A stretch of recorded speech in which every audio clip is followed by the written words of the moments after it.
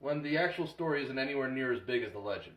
Meet Joseph Alfred Jack Slade, the feared and notorious gunfighter of the Old West, who was hanged today in history March 10th, 1864.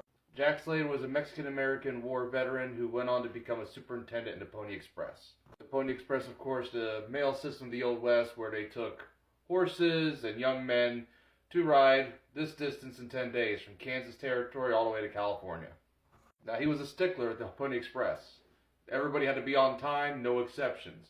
It's here that he had his one time where he did kill somebody who was undisputed, and it was one of his subordinates. His name is Andrew Farron, and he was not on time. He was hindering the delivery. But it's with that one shooting that he would develop that reputation of being a notorious gunfighter that no one would mess with. When really it was just one guy. But according to the accounts of many, he killed dozens. None of that is confirmed outside of Andrew Farron. Much of his reputation was based on his meeting with Mark Twain, who would write the book Roughing It about Old West exploits, and movies that even come out of it. You know, the Jack Slade, those spaghetti westerns, if you will.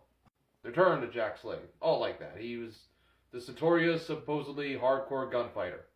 Really, he was a superintendent who killed one guy who wasn't listening. Now, typically, Jack Slade fired his guys instead of shooting them, like he did with Andrew Farron. This is Jules Benny, somebody that Jack Slade did fire. Jules Benny was so bitter about being fired, he ambushed Jack Slade, shooting him multiple times.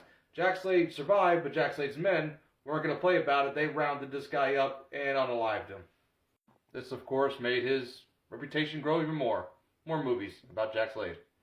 Now, Jack Slade had one real weakness, though. He loved to drink. And because he drank so much, he ended up getting fired. When he got fired, he ended up in here. This is Virginia City, Montana, where he would regularly go and just get smashed. Looks like a lovely quiet town today, but at the time it was a quiet town then too. Except for there was a gang that were around the area that would keep popping in, create chaos, murder people, rob people, the whole nine. That gang was led by this guy. This is Henry Plummer.